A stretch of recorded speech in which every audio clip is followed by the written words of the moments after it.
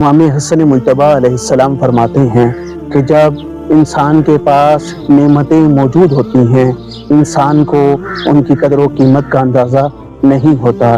جب یہ نعمتیں چھن جاتی ہیں پھر انسان کو ان نعمتوں کا احساس ہوتا ہے۔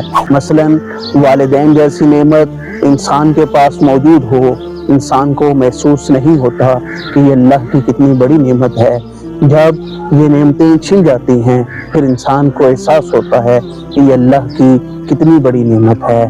اگر جوانی موجود ہے انسان کو احساس نہیں ہوتا، جب انسان بڑھاپے کی طرف جاتا ہے پھر انسان کو احساس ہوتا ہے کہ جوانی کتنی بڑی نعمت تھی۔